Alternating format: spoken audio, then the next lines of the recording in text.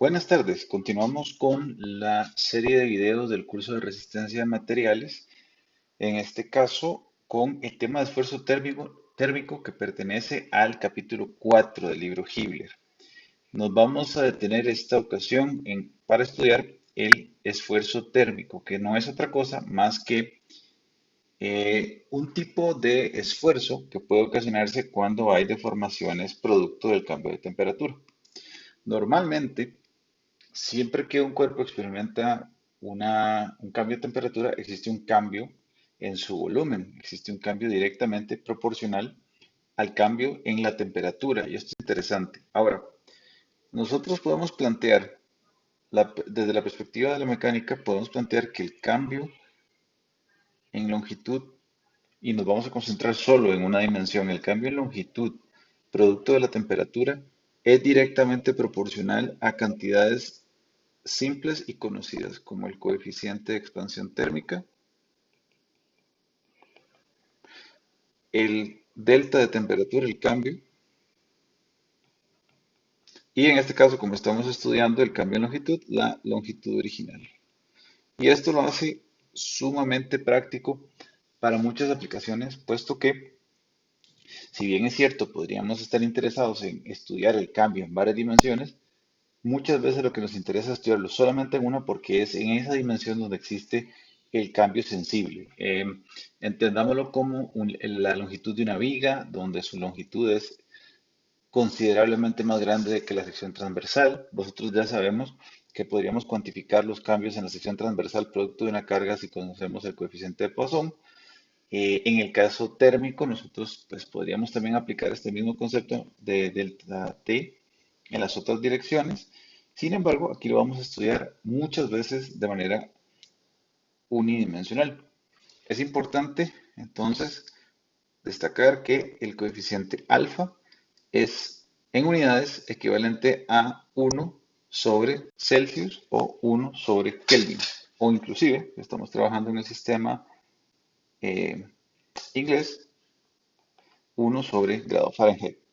Entonces, el coeficiente de expansión térmica es una forma práctica de medir el cambio de longitud.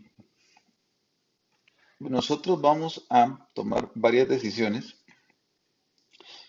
importantes cuando se presente el esfuerzo térmico en el caso de carga axial, pero tal vez la más importante es que vamos a considerar el esfuerzo térmico como una de un conjunto de deformaciones que están ocurriendo en la pieza al mismo tiempo. ¿Ok? De manera más específica, lo que nosotros vamos a calcular es el cambio en elongación, el cambio en longitud, producto del cambio en temperatura. Vamos a asumir que este cambio en longitud va a ser uno de tantos cambios que pueden ocurrir sobre la pieza, por eso subrayaba yo sumarse hace rato. Y entonces, aquí pueden ocurrir dos escenarios. Puede ocurrir el escenario 1 en el que la pieza no está restringida y al no estar restringida es muy posible que sea estáticamente determinada, puesto que puede crecer hacia todas direcciones o hacia la dirección libre. Y esto pues resulta en un problema más sencillo que, por ejemplo, cuando tenemos una pieza restringida en su movimiento y probablemente estáticamente indeterminada. Y eso lo hace más interesante desde el punto de vista de los cálculos, desde el punto de vista de la filosofía de lo que estamos tratando de resolver por detrás, puesto que es más retador. Ok, en el caso de las restricciones para piezas que están estáticamente indeterminadas, nosotros tenemos que desarrollar algunas técnicas, como ya las hemos visto en otros capítulos. Por ejemplo, tenemos que considerar la carga redundante como una carga que no genera deformación y después la volvemos a agregar, cosa que se había hablado en el capítulo anterior. Pero de todo esto se hablará de manera más específica cuando hagamos los problemas de ejemplo. ¿Ok? Y por último, la última sección a la que nosotros le dedicamos tiempo eh, de este capítulo tiene que ver con el concepto de la concentración de esfuerzos, que en ingeniería es muy importante. Ya ustedes deben tener claro que nosotros cuando analizamos una viga, hemos aplicado algunas simplificaciones, hemos hablado de la distorsión del esfuerzo.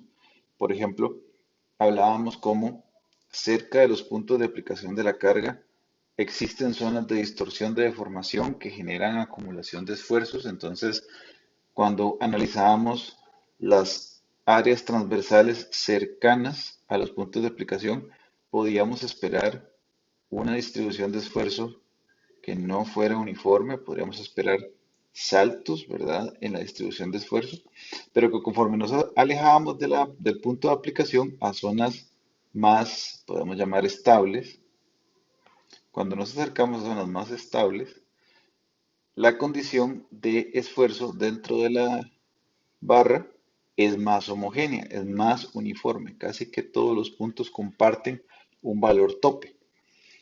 Ahora, eso es en un caso pues bastante general.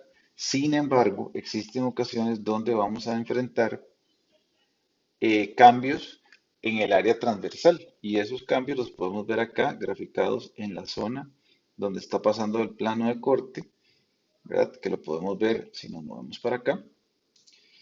Y en esa distribución de esfuerzos nuevamente aparecen saltos que los podemos ver más cercanos al agujero, saltos en esta región que nos dicen que esos cambios súbitos de área deben generar una distribución de esfuerzos no uniforme y cuyos valores máximos están cercanos al punto donde está la distorsión, es decir, al punto donde está el cambio súbito en el área. ¿Tiene sentido? Piénsenlo desde la perspectiva de las áreas transversales que dibujamos previamente.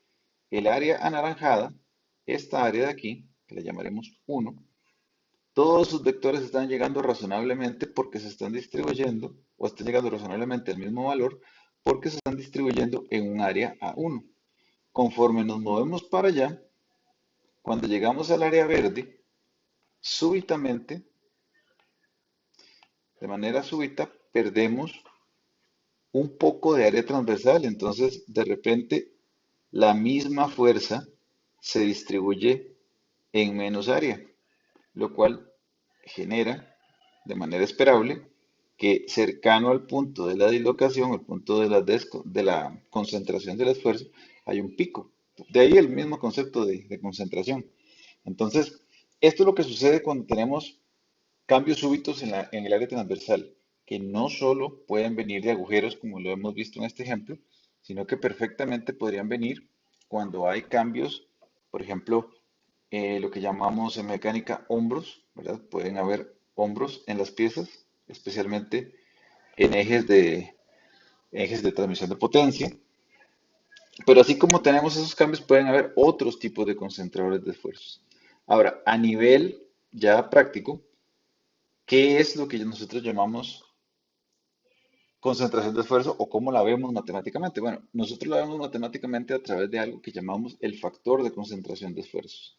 Y el factor de concentración de esfuerzos es una manera práctica y directa de aumentar el valor del esfuerzo relacionado con el tipo de dislocación que tenemos. Y esto ya se ha determinado experimentalmente. Entonces, nosotros podemos tener un factor de concentración de esfuerzo K si nosotros tenemos un esfuerzo máximo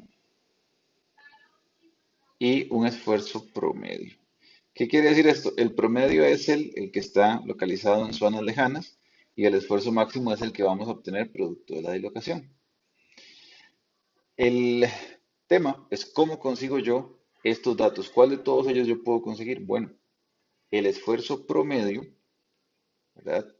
Este lo puedo calcular yo en una zona lejana. Y si yo conociera el factor de concentración, automáticamente podría despejar el esfuerzo máximo teórico, ¿verdad? ¿De dónde puedo sacar yo ese factor de concentración? Afortunadamente, de tablas como estas que están viendo. Existen en la literatura muchísimas tablas de concentración de esfuerzo. Estas, afortunadamente, tienen la virtud de ser bastante prácticas y comprensivas. Y básicamente siempre nos van a dar un factor de concentración de esfuerzo.